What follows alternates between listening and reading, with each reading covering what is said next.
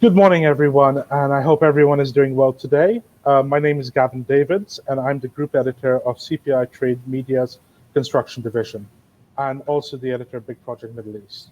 I would like to welcome you all to the third edition of our annual Value Engineering Summit, and this digital event is being brought to you by Middle East Consultant and Big Project Middle East magazines. Now, the summit was originally planned for March 30th, but due to the ongoing situation, we've turned this into a 4-day digital event due to the safety precautions that have been put in place, and as well as because we believe this is a topic that has immense relevance to what we're doing in the industry and the mounting challenges that we face. I'd like to say a big thank you to all the sponsors for making this event possible. Now, the panel discussion that we're going to be having today will run for about 45 minutes, following which we will address questions from the audience. And viewers, please feel free to drop your questions in the chat box that you see on the side of your screens with your email addresses so that we can get back to you in case we can't answer your question during the live broadcast. We're going to be doing a 15-minute question and answer session, so please keep your questions brief, and we will try to get to as many as we can during the conversation. Now, I'd like to have a quick introduction to our panel today. They're a fantastic panel of high-powered construction executives who are all experts on the topic that we're going to be discussing. So we've got Tom Gilmartin, Business Development Manager from ALEC FITOUT, Phil Branson, the UK Director of Omnium International, and Ralph Stenhauer, I hope I've got that correct, Director of RSP Dubai. If you could all just introduce yourselves and tell us a little bit about yourselves very briefly, that would be fantastic.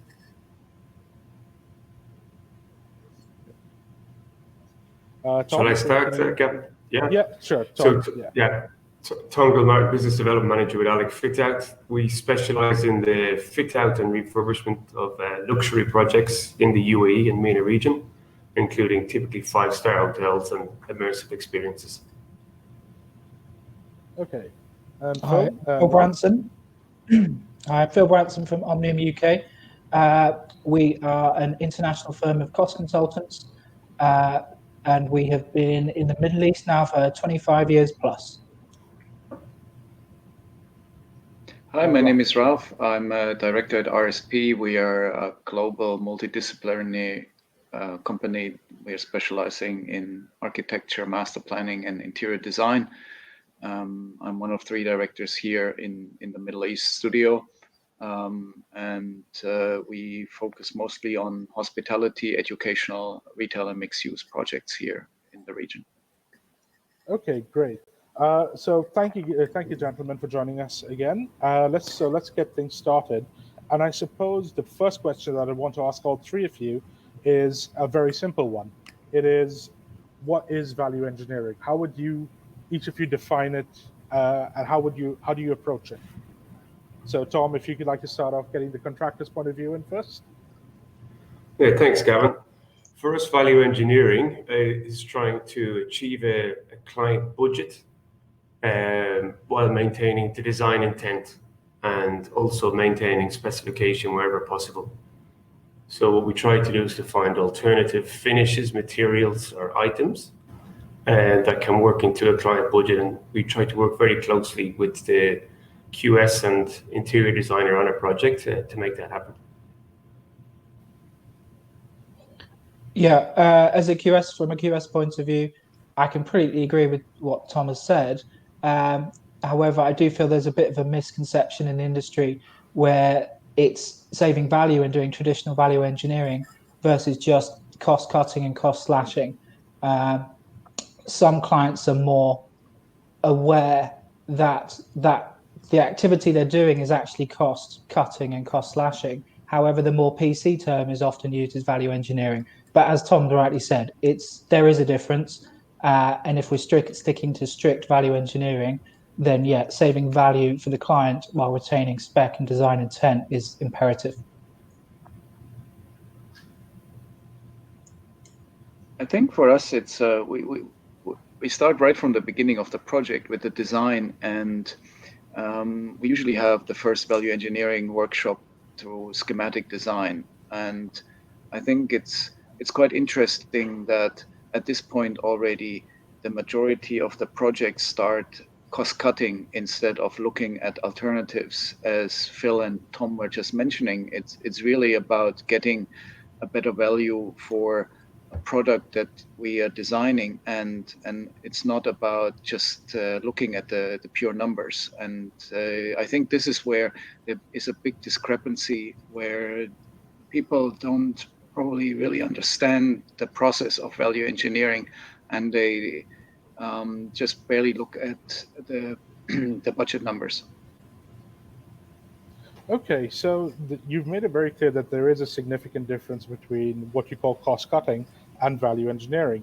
But how do you educate the uninitiated about that difference? I mean, like you said, we're in a region where there is a culture of mixing the two up.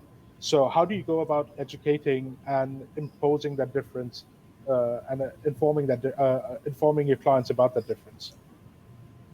So I'd throw that open to Tom and Phil. Oh, sorry, Ralph. Oh, okay, sorry. Please go ahead. Yeah. No, sorry. You were saying? I think what is really difficult for us in the construction industry is the discrepancy, or the delay, where the designer and the contractor are coming together. And I think that this is something where we feel there is a huge gap, where we are designing in isolation, and then the contractor gets a package and has to look at it and procure the materials, and then has to go through another round of value engineering, probably with the client. And I think that this is something where we feel that we're still not working as a team, the client, the contractor, the cost consultant, the architect. And I think we should sit together much earlier in the process of the design, in order to get the best product for the budget that the client has in mind.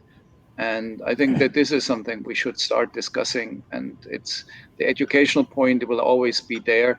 People, some of them are interested in listening what you have to bring to the table, but some they just look at the numbers. So I think that's really something we should talk about, is coming together as a team much earlier in the process. Yeah, I think as Gavin, you said, there's almost an approach that it's a cultural approach, that no matter what the contractor is going to price at, there will be another round of value engineering, or essentially just pushing for better price and cost cutting, because that's what's been done in the past, and that's what will happen in the future, regardless of what contractor comes back with as a price. So it's almost a cultural change as well, to say, we're all on the same team, we're working together. If you put enough energy in at the start to share the budgets, to share the spec with everybody, and everybody knows what we're working towards, then maybe we don't need that final round. But at the moment, culturally, there will always be a final round of saying, hey, can we do something better? Can we get a better price? Can we squeeze the contractor slightly, because we're all looking for that extra drop of value? Yeah, I agree with Ralph also, that there is a disconnect between the design and contractor. And it's just a process that's there at the moment. We're finding a little bit of a trend now, where a client will have a concept design and they have a budget in mind. And if you are dealing with a more mature client, they have their budget and they can share it, and they know they'll get a quality finish to that budget by engaging with a contractor earlier, and for the contractor to engage with the designer. Because it takes a lot of time to value engineer, or to find alternatives. If you're changing marble to a different type of marble, for example, you have to source these, take comments from the design team, and feed that back in then through your commercial guys. So if the contractor and designers can engage earlier, I think that will definitely add more value for the client. Okay, those are really great points, and that, we're talking about early engagement, and one of the key points of any value engineering process is transparency and the communication between all levels, all stakeholders. So how do we go about ensuring that all project stakeholders are effectively engaged, and that transparency is embraced? Because transparency is an issue in this part of the world, in this part of the industry, where quite often the right hand doesn't really know what the left hand is doing. And how do you go about changing that culture and sort of ensuring that everyone is effectively engaged, as you were talking about? If I start, guys, I think in terms of transparency, ultimately budgets are cloak and dagger. So it's very rarely clear what the budget is from the start. And then from a fit-out contractor's point of view, if we're tendering for a project, we're asked to give a list of value engineering to the client. But we may be bidding against 4 or 5 other fit-out contractors. So in terms of transparency, you want to give an outline of what you're proposing. But somehow if you give too much, that then finds itself shared with the other bidders, and you're losing your intellectual property in terms of the value add you can bring. So it's a challenge to be fully transparent. I can see, Phil, you've got some thoughts on the topic. So would you like to jump in? Yeah, well, just purely because I've been on the other side of the fence to Tom, in that exact situation where contractors have come back to us and said, I'd love to help you with value engineering solutions and options, but I really don't want you to take my intellectual property and share it amongst essentially my competitors to help you, the client, which is completely right, completely fair. No one wants to give away their IP for free. But it all comes back to, again, it's the us and them kind of attitude of everybody has it. It's not one side more than another. Everybody feels it's a bit of a us and them situation, where no one quite wants to give away all their cards, show their complete hand. And whether that change would start from the top, from the client's point of view, right at the start, and say, do you know what, guys, this is the budget we're aiming for, this is what we're trying to achieve, Mr. Contractor, give me the best spec possibly you can for that kind of budget. It could be one approach. I just can't see it happening at the start, purely because it feels essential to the client to keep something back. I don't know how you feel about that, Ralph, in terms of what you get, the tools you get given to work with right at the start, whether that's enough for you to be fully transparent, or whether you as a designer also need to keep some tricks back because you know that you will get pushed for VE or cost cutting essentially for later on down the track. So you can't show your complete hand because you think, well, I can switch this item out for that item, and then I'll save some money, but I'll get to keep more of my design intent. Absolutely. I think that there is, when we start a project, we look at it from the beginning, what is the client really looking for? And depending on the type of project we are dealing with, very often it's about efficiency, of course, it's constructability. And I think these are already items that we're taking on board and that we're engaging with the client and trying to fulfill the brief and the vision that the client has for the project. And I think that we're very cost conscious the way we design. And as I mentioned earlier, the first time we engage into value engineering is really at the beginning of or throughout schematic design. And at this stage, I think what you do, Phil, is in many projects is it's a square meter rate. It's the budget is maybe not yet fully defined, or the cost of the project is not fully defined. So of course we're looking at building or designing the project as efficiently as possible, so we're not exceeding a GFA limit, and in this case trying to stay in budget. But at the same time, for me, it's the majority of the cost is still in the base building, which is your structure, and then it's your MEP, there is facade, and then at the end there is the thing that Tom is doing, the fit out. It's the finishes. It's a really small portion of the overall budget of the construction, but this is the first thing that a client always comes back with is, I don't like the marble, it's too expensive, give me something else. And you haven't even talked about any of the other systems where you could potentially save a lot of money. But value engineering, a lot of times, especially in the early stage of the design, it always comes back to finishes. And I think this is the wrong way of looking at it. And I think that there's many other items that we can get a similar value for maybe a better price. But I think this is part of a educational process that is ongoing. I'm here almost 15 years and it hasn't been resolved yet. It's still happening every project, and we're trying to do our best to engage the people at the right time. And we see it that there is opportunities now. I think a lot of clients are looking into design build projects. It seems to be a trend now in the industry, and maybe this is the right thing for this part of the world. Maybe this is the right way how we engage each other at the right time and from the beginning, and maybe this will give the client the best value for the project. I think you Okay. touched on an important point there with time. You mentioned time quite a lot. Us as cost consultants, we often feel that we're being squashed for time, so therefore everything becomes a rush. We often feel that the project is generally fast track, especially in the Middle East. The design, we feel, rightly or wrongly, we feel the designer gets enough time to fulfill his role and do his design. And then we get squashed with our cost planning and cost estimation. And then essentially the contractor then gets squashed for his time to price it. And with all this time squeezing, it doesn't necessarily give you the right tools and the right ammunition to be able to get a fair price and fair value in the market, because everybody's running around as fast as they can to cut corners essentially.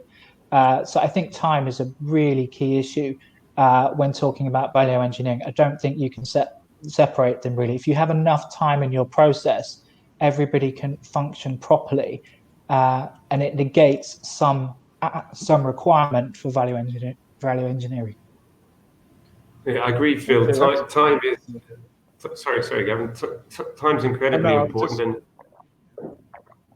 and the clients in particular, if you get awarded a project, especially from the fit out side, you may have 5 or 6 months to complete the project. It could be 4,000 or 5,000 square meters, so you need to get going straight away from award. However, you then need to get all of your value engineering suggestions approved, and this can take a month or two. So I think client teams as a whole need to be very mindful of the time it takes to get value engineering and alternatives approved. And I think Ralph made a very important point. From the fit out point of view, I think maybe 20% of the value of a project, if even less. I think MEP and facade in particular, if designed efficiently, can then lead to project lifecycle savings as well, not just on build costs. But I think that's overlooked quite a lot in this region. Okay, so with that in mind, I mean, when would you say is the best time to actually implement value engineering in in the life cycle of a project? Just from this discussion that you're having, it seems like to me, and I think Ralph, you might be able to sort of talk about this, is that it should be really implemented right at the design phase, right at the start of a project, at the concept of the project. Do you think that that's where we need to start the whole value engineering process? The thing is that I think it's good to have the concept done and there's a vision, and then we have several options, especially on the engineering side. Usually the structural engineer gives you 3-4 options of how we can construct the building. I think the MEP guys come up with, especially HVAC is a very big cost for every project, and I think that there's always different options how we can do is it district cooling, is it water chilled, is it air chilled? There's always different options on the table, and I think it's good that the client makes a decision and looks at it. And I like what Tom said. It's something that for a long time has been neglected, is the life cycle of a project and the cost of a project throughout its lifetime. And I think only recently clients have, maybe because they're also holding more asset, that they are more interested in what is the building going to cost me over a 25-year span. And I think this is something where it's good that we have a clear understanding from the beginning, what do this different system cost? Are we looking at a curtain wall system, or is it precast or whatever. And there's so many options where we then can go and come up with still a very good looking, aesthetically pleasing, well-designed facade, for example. But there's so many options we can then choose what the actual materials will be or the system.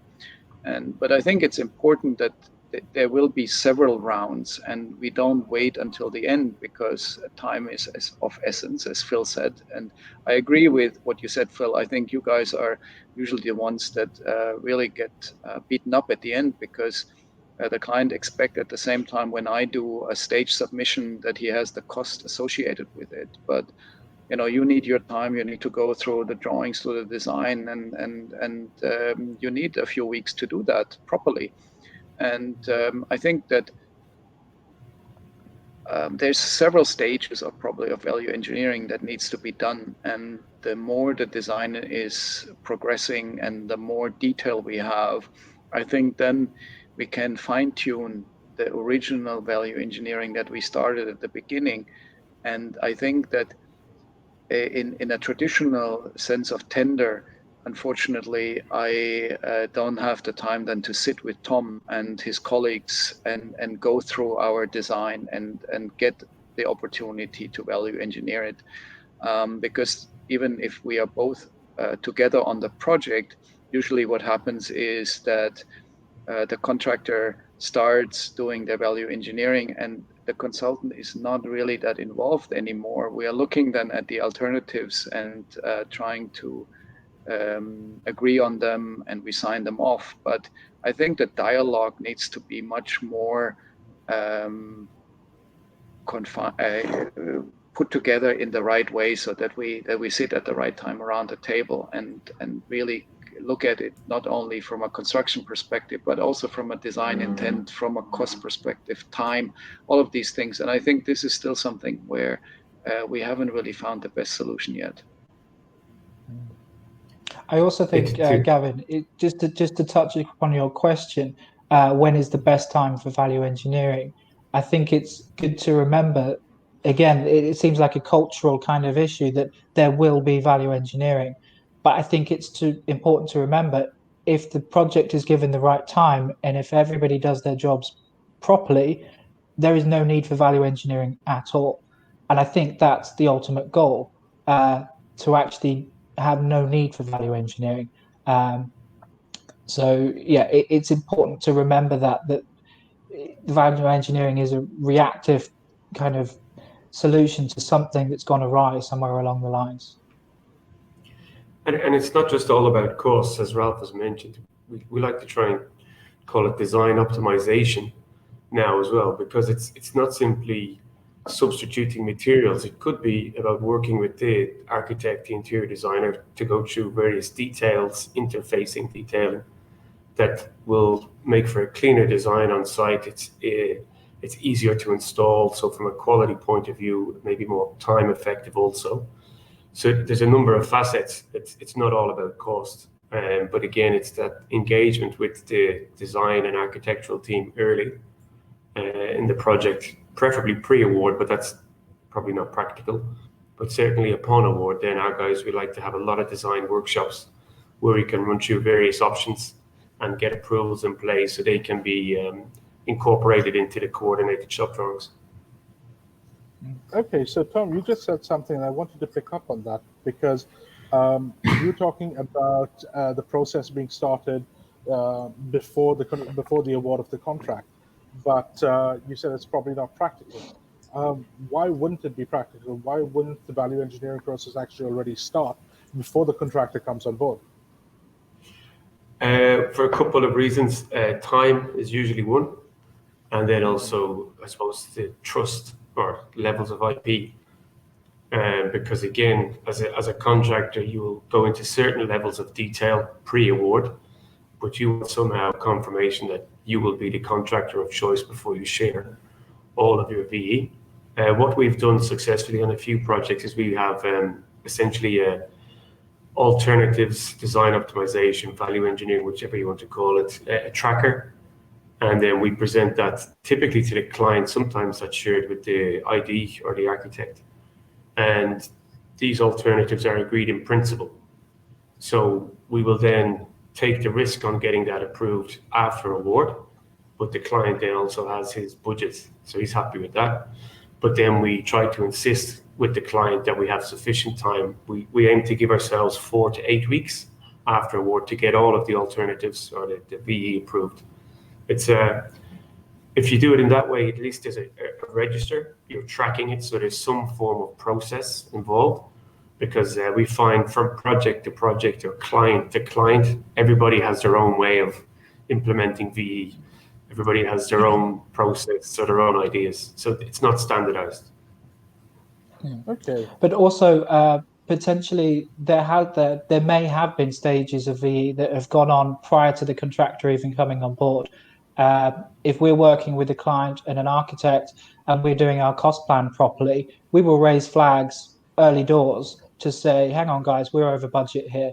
We need to do some VE. So then we'll sit with the client, we'll sit with the architect, we'll go through and we'll conduct maybe 1, 2, 3 stages of VE prior to it even reaching the contractor. So yeah, we can start that process very, very early if our cost plans are suggesting that we're over budget. It's just by the time it gets to the contractor, it comes down to time. If we've had the time to already conduct a few rounds of VE and then potentially we need more, it makes it harder because there isn't much left to go at.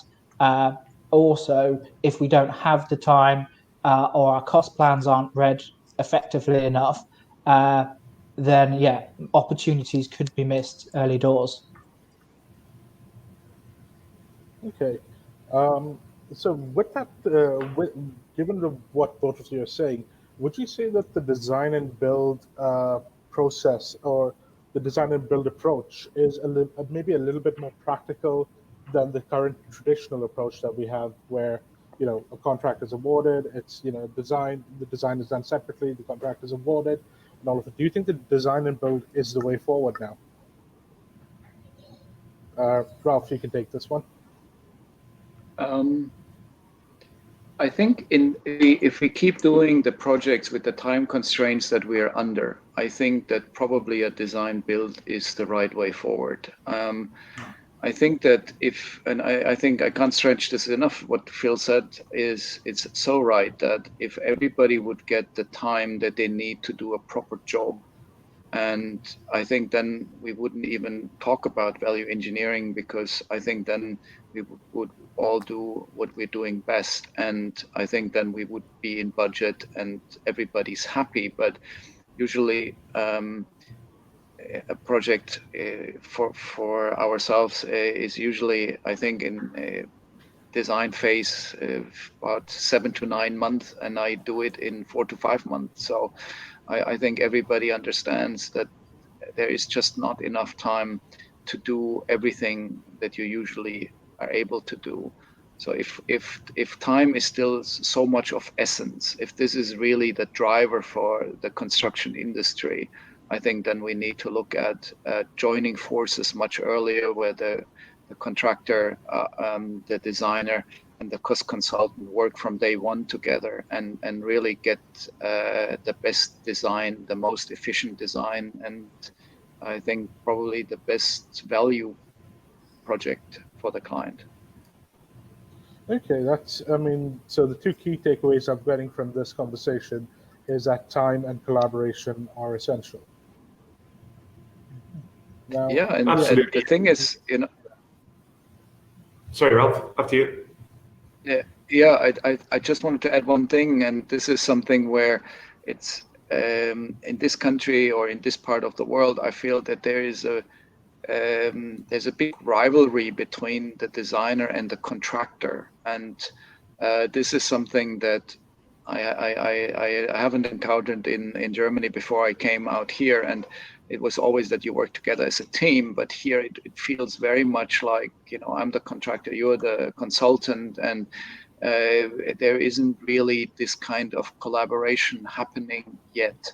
And I think this is something where I feel we add to each other. You're good in building it, we're good at designing it. Let's do this together to get the best product. And I think this is still something also that hasn't really fully happened yet. And but I think the more we work together from the beginning, we see how good this can work out. All right, great. I think, Tom, I'll give you the chance to reply to that, given you're the contractor's representative on the panel. Thanks, Gavin. I think there is certainly conflict, unnecessary conflict between the ID and architect and contractors. I think it comes down to information and expectations. So, for design build, if there's a clear set of employers' requirements from day one, maybe if there's a clear concept that's agreed and the client has a budget, I think it's a very practical approach where you can have an integrated team between an architect and a contractor, and to develop solutions as you go. But the guidelines, the parameters have to be very clear. And at the moment, that's not the case. So you have client teams typically squeezing budgets, trying to squeeze time, and it leads to timing for the architect or the ID. They don't have sufficient time. The quantity surveyor doesn't have sufficient time. And essentially, then it comes down to the contractor. So nobody can fully do their job, and people are chasing around trying to catch their tail, which leads to a lot of inefficiencies, unfortunately.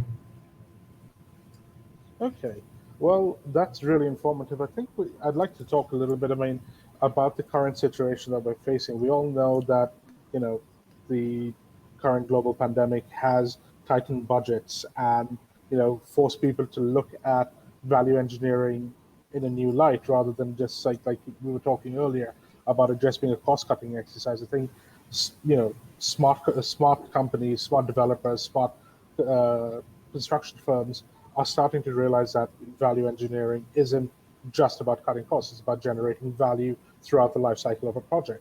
Now, I wanted to know, given that budgets have been tightened, but given that margins have been shrunk, can you still be creative while designing a project, but still keeping to a tight budget? I think we were talking about this earlier, Tom, and you mentioned you had a really good line. It was building a Rolls Royce on the budget of a Volkswagen. So, do you think this is possible in the current scenario that we're in? Look, it depends. For us as a fit-out contractor, we work to the design and we work to the specification. So, for value engineering, if a project is very highly spec'd with materials and brands from America or Europe, it's quite straightforward to look at local alternatives to introduce cost savings. The likes of RSP, Ralph's company, they've been here for years. So when they're designing a project, they will look at local brands also. So in terms of value engineering, then you won't get as much savings, but certainly there is more savings to be achieved. But we feel at the moment it's almost a race to the bottom, unfortunately. A lot of clients are now using COVID and the current situation to try and reduce costs, where for us it's actually our costs have increased to deliver to the same quality. So I think the next few months will be particularly challenging. Ralph, Yeah, I also think it's sorry.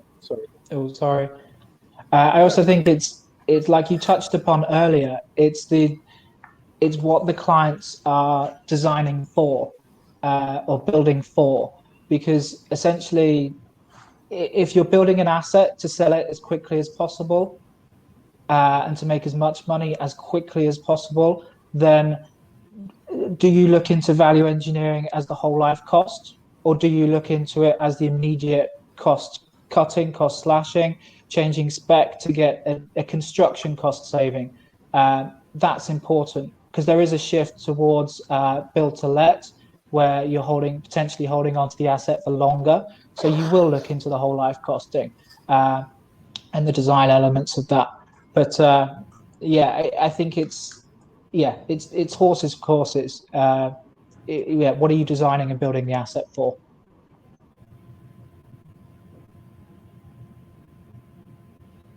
Coming back to your question, Gavin, how you started this section of the discussion, I think the budget has nothing to do with the creativity of the design. When we start designing, we don't yet think about what is the budget. Actually, I don't even know what the budget is at the beginning of the project. I started design based on best practice, on our experience, and try to implement as much creativity as possible. And of course, having in the back of our minds, we do think of cost and trying to be rational and efficient, and all of the and of course think about the buildability of the project. But I don't think that the creativity is directly connected to the budget. I think that is not the challenge. I think it's really the expectation of the client, and I think the analogy of the car industry works quite well, and I have used it many times in meetings with clients, and try to understand if they understand that if you give me the budget of a luxury car, it will look like a luxury car, but it's very difficult to do the same thing with a low budget, and you still expect it to shine and glitter. Okay. So let's talk then a little bit about where you can get the most efficiencies in a project. Is it you were talking about MEP and facades being the most expensive or most cost draining part of a project. So where do you find efficiencies, and how is that process sort of undertaken in terms of finding efficiencies and finding best practices throughout the life cycle of a project? How do you guys approach it from a contracting point of view and from a design point of view? And Phil, obviously you come in right between the two. So how does that whole process of finding efficiencies come to work, brother?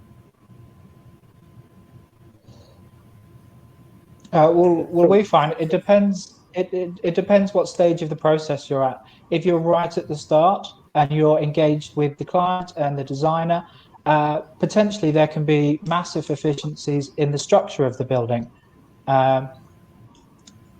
In the way the building is designed structurally, you can tweak it, you can adjust it, and you can get big savings out of that. But if you approach value engineering and you're right at the end stage with ALEC FITOUT per se, then your structure is set, and the majority of the tools that you have left to play with will be fit out materials, and potentially just cladding. So it depends what stage of the process you're at, from my point of view. So in your opinion, then who should drive the process then? Is it the contractor? Is it the designer? Is it the client? Or is it the cost consultant? I think it's a complete collaborative approach. I know that kind of sits on the fence. You asked me a direct question, but it all stems from transparency. We're all in this together. We all want to build the best product. As a designer, you want the absolute best, but you want to showcase your amazing work. As a fit-out contractor, you want people to walk in and go, wow, who did this? And as a QS, I want to be bang on price. It's a complete collaborative approach. Nobody wants to let the client down. It's just, you have to approach it with the view that, I can do my part, but I don't really want to work in a silo. Okay, great. Tom or Ralph, would you like to? Yeah, I'd agree with Phil on that. I think, but culturally, it could be quite challenging in the UAE, because typically clients will always feel that there's better value out there somewhere. And so in order to have a truly collaborative approach with architect, with cost consultant, and with contractor, you need to be engaged early. And to do that, there has to be decent levels of trust between all parties. And unfortunately, that's also quite rare on the ground at the moment. But it's possible. We've worked with some key clientele where we've negotiated to an agreed budget. The client has trust that we can deliver, and we work closely then with the architect and the interior designers and collaborate with the QSs to make sure we track budget. So from a concept stage, we develop a high-level budget that's then refined throughout schematic, and then that budget's refined again at detailed design. So by doing this approach, we've discussed the element of time quite a bit in today's call. With this approach, where you're overlapping the key disciplines of design, pricing, and contracting, there's time savings there. And the client can see his budget being developed along with the design. So hopefully there's no nasty surprises at the end. So that sort of approach, we believe, with the right client, is a very, very strong solution.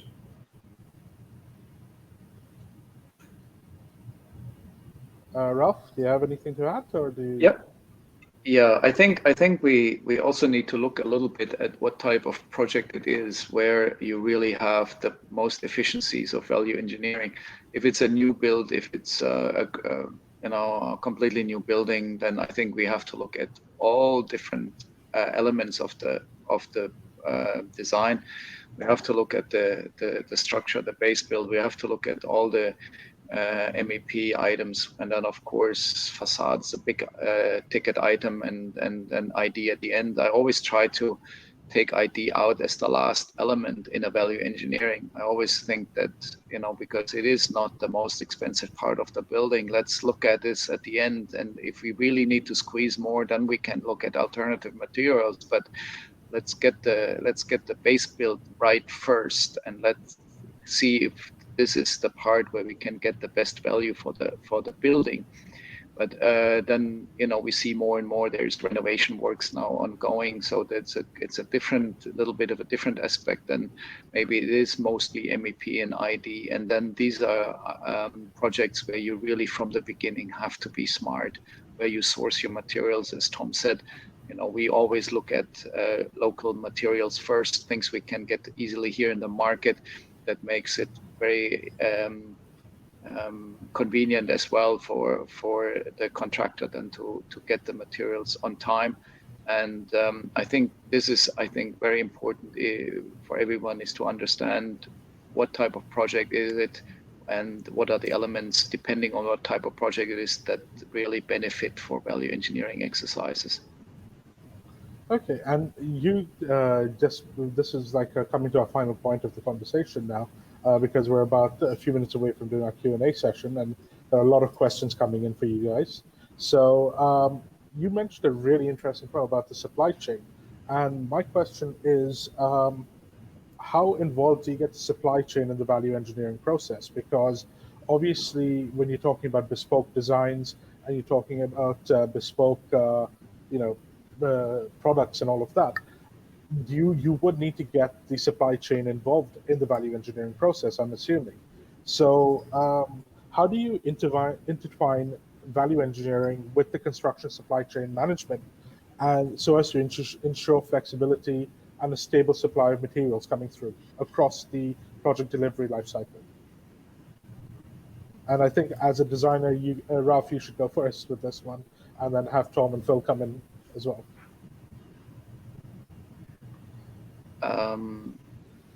I think that this is something where if the client really wants something that is bespoke and it's actually willing to pay for it, I think that we can manage to get it into maybe a long lead item or something into the supply chain. But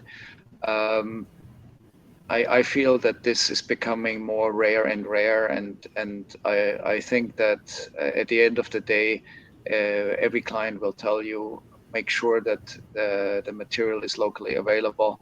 And I think that it hasn't really, from a design perspective, it's not the most important thing is to look at it from a supply chain, to be honest, because we try to be as efficient as possible with what we are specifying, and trying to get things into the specifications that would be easily available in the market here anyway. Okay. Tom? Yeah, so for us, the supply chain is very important. Obviously, we work with a lot of specialist partners. Typically on a fit-out project, for example, you'll have marble, joinery, FF&E, and a lot of clients, as well as designers, they need to be able to touch and feel and see the finishes that we are providing, especially when we're looking at alternatives or VE, for example. So typically we'd have our supply partners here will look at samples, and with those we'll present a range of samples to the client and design teams, through a workshop approach. And then that then enables the guys to be able to make decisions as to the direction that we can go with our design optimization. So yes, locally available is very good. We find if we have MEP in our scope also, which we do on some projects, Ralph mentioned refurbishments now, which there's quite a few around. Again, if we try to use locally available brands, that reduces lead times rather than European or North American brands. You can reduce your lead times from maybe 10, 12 weeks to 5, 6 weeks, which can help in the delivery. Okay. I think it's important to remember in this discussion as well of procurement and lead times and sourcing materials is reliability, especially during COVID, but generally anyway. You can save quite a bit of money by going to a potentially new supplier. But if he's going to fail to deliver, or if he's going to struggle to produce on the timeline that you need, it can let the whole process down. And the money that you've saved from value engineering by going to a new supplier, you'll lose instantly if your program slips a month.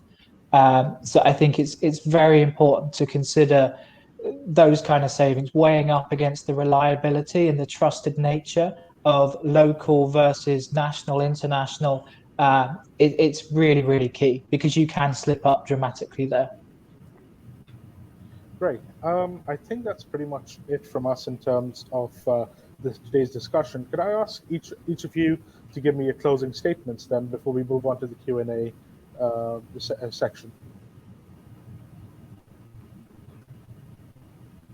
Tom, you can start. Yeah. I was hoping you were going to say Ralph to start there, Gavin. I was trying to think.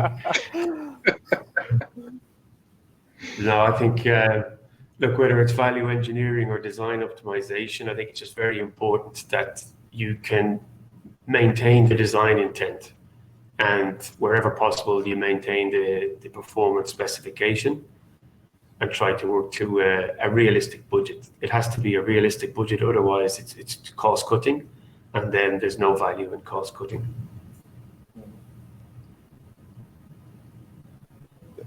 Phil?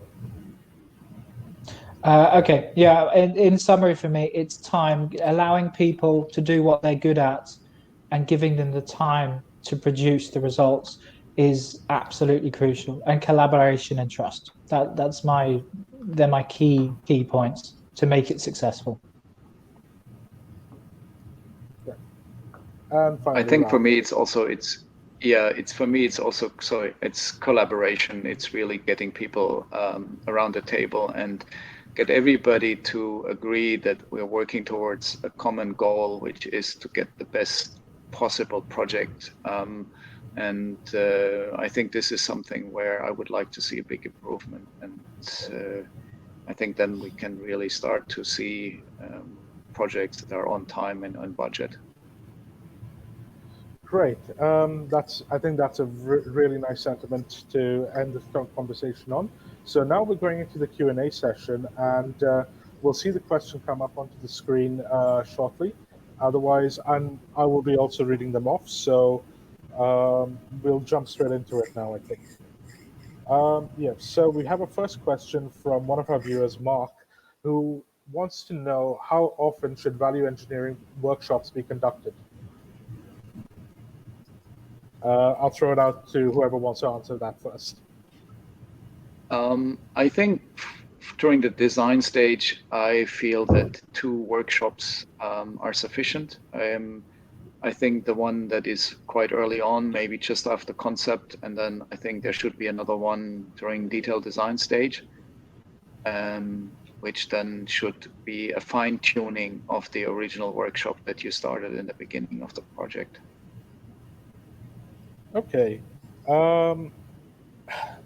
Okay, this is a bit of a long question, so I'm going to try and summarize it. Okay, so Mohammed wants to know, how important is Revit when it comes to value engineering? What type of analysis can we do using BIM? That's an interesting one about the intersection of technology in the value engineering process. So who would like to take that one? We're delivering a few projects in BIM, Gavin, but value engineering hasn't really come into BIM. I know you can cost load BIM, Phil, you're probably more aware of that than I am. But for us, BIM is more about the clash detection, ensuring coordination between MEP, finishes and structure. It's coordinated in advance to save time then on delivery. Okay, Yeah, so, I think mean, as Tom's touched upon, it can be cost loaded. I'm not sure we're quite there yet in terms of the reliability of using that solely to drive the process. It can definitely be a tool to help, but I don't think that we're there in terms of how it's been developed to rely solely upon BIM to highlight key cost drivers. Yeah, and also it depends how well you know the architect, because they're essentially if they design it in BIM right from the start, from the get-go, to a sufficient standard, then potentially we could. But again, it comes down to trust and time. okay. Ralph, anything to say to that, or shall we move on? I think it was all said. I don't think we're there yet to look at it as a value engineering tool. We do all our projects in BIM right from the beginning in architecture and ID. I think that only slowly the market is there now that people want to have more information. Maybe we're looking into 4D and 5D, but it's just really in the beginning at the moment. Really in the beginning, yeah. Okay, great. So let's go on to the next question then. If I can put it up, there it is. Yeah. So Ibrahim would like to know if you can elaborate on what type of IP contractors worry about when during the value engineering process about them being copied or stolen. So yeah, what type of intellectual properties you'd be concerned about protecting? Tom, I think that's directed towards you. Okay. Thanks, Gavin. I think when it comes to IP for FF&E, with certain brands of FF&E, they're quite precious, obviously, about their design. If a client instructs us to find alternative brands that are similar, we aim to find other brands, and then sometimes, obviously, you can fabricate your own FF&E as well. But yeah, you need to be mindful of the IP for each FF&E brand and type. But you can get some pretty good alternatives, maintaining the design intent and obviously very good quality. And then it's up to the client and the design team to approve those. Okay. But I think I can add to that. Yeah. I could add to that slightly, because I've been on the other side of the fence. If Tom comes back during a tender process with a really interesting solution where he's found a really good supplier that can save us value and money, he wouldn't want us sharing that with his competitors, for them just to take it on board and potentially even undercut him.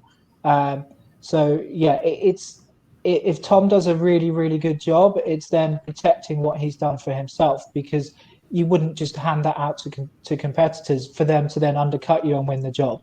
So I'd say it's his IP is in his knowledge and his contacts, and he just wouldn't want to throw that out there for everybody. Okay, great. All right, I think we've got a few more questions coming in. So, quite a few more questions actually coming in. All right, so the next one we've got is, what's the solution to educating everyone to work together for a better result? Ralph, I'll throw this one out to you. So solution. Yeah, can you see it, or would you like me to read it again? Yeah. No, I can see it. I think that in all the projects that I've worked out here, I think that in the traditional sense, where you have a consultant team and then you have a client team, and then sometimes the QS is under the consultant and sometimes the QS is directly engaged by the client. I think you have certain synergies and you work as well together as possible. But I think it really, in this educational process, I think it really works when we look into design build projects for the future, where I really think that this could be beneficial to this type of market that we're in the Middle East, where everything is time driven. And I think the solution would be then to have teams that can work together really well. I mean, I can only talk about a wonderful workshop initiative we had with ALEC a few months ago before the pandemic, where we're sitting together and we were actually looking into a solution. How can we most successfully do a design build project from the viewpoint of a consultant, as an architect, engineering, and then the construction side of it. We were sitting together for 2 days and we actually talked about it. And I think we came up with some really, really good ideas. And I think that maybe some clients should think about this in the future when they want to start a project. If they want to have a really good synergy and a really good collaborative approach, I feel that this could be something that could be very successful. Okay, that's a very informative and interesting answer. I think we'll move on to the next question, I guess, in the interest of time, unless Tom or Phil, you want to jump in and add to what Ralph has said. But I think he's covered quite a bit of it. For this question. Yeah. So, has COVID-19 prompted the use of more materials in the region? I think we were talking about this just now, and I don't think that's necessarily been down to COVID-19. A lot of people have been more keen to use local materials. I think we all three of you agree on that. Yeah. Look, I think wherever possible, we use. I would say a lot of the projects that we're working on are more. There's more of a focus on sustainability and going green and this kind of thing. And using local materials is always a plus point in that regard. We've actually had specs drawn up by clients and designers where they've stipulated the percentages of materials that need to be sourced locally. And we're seeing it's becoming more prevalent in all projects. Okay, great. So I think we'll move on to the next one then. Okay. So Subhais wants to know, in a design and build contract, how VE is related to O&M. How do you factor in VE to the O&M, the operations and maintenance? Yeah. So, who would like to take that one? Just so if I can rephrase that, in a design and build contract, how do you relate to value engineering to the O&M of the project lifecycle? I'll have a stab at it. I'll just say that it's mainly related to the whole life cycle costing, because it's post-build, operation, maintenance. It's taking the long-term view. And as Tom touched upon earlier, you might not get the savings you would early on, but you could save a significant amount in the whole life costing, the 10, 20 years that you run the building for. It's educating the client and providing him with the tools to make a decision. Does he want an early upfront cost, or does he want a significant cost later on? And it's the driver for him, like I touched upon. What are you building the building for? Are you building it to sell it quickly and get rid of it? In which case you might not be too concerned about the future O&M costs. The tools are there. It's providing them to the client, enabling him to make decisions or her to make decisions. It's factoring in, what are you making the asset for?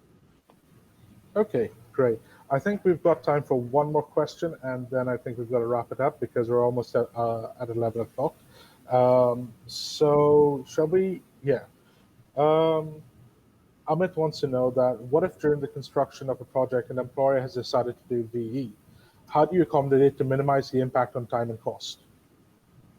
I think we'll start off with Tom, and then I think we'll have you guys jump. Okay. No, work away, Ralph. You're okay.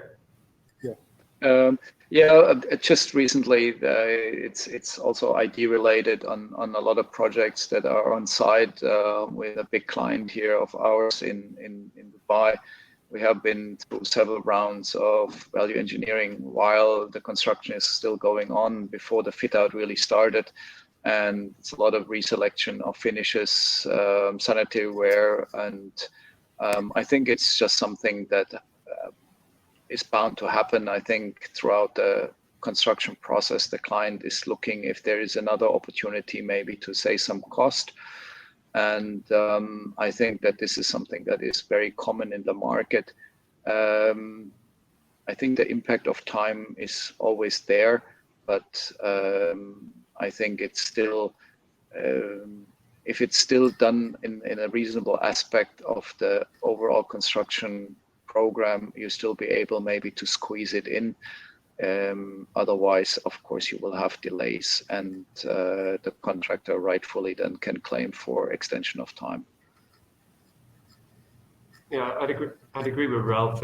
Like VE is inevitable. It will always happen, and I think both the design and the contracting teams need to be flexible as much as possible to work with the client team. But it does get to a point where enough is enough, and we're at risk of incurring delays. And then once that point is achieved, we obviously have to notify the client. So, but you have to be as flexible as you can, and that ties back into being as collaborative as you can also. Great. Phil, anything you'd like to add? I think this is our last question, so. No, to be honest, the Tom and Ralph have summed it up amazingly well. Fantastic. So thank you all for joining us. I think that was a great session. And I'd like to say thank you to the three of you for taking the time out to join us today, especially Phil. I know it was very early in the morning for you, but so much appreciated, and it's on your weekend as well. But I'd also like to say a big thank you to our audience for listening in and joining in with the questions and asking some really insightful questions as well.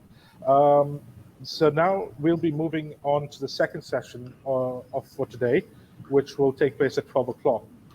Please check. I'd like to tell our audience members to please check your email inboxes for a link to watch an exciting presentation from Botana Hadadin, from the commercial manager from Innovo Constructions, who will be presenting a study on standardization. So it's going to be very interesting, and I urge you all to join us for that. Thank you so much once again, and everyone stay safe and have a pleasant day. Thank you. Thank you.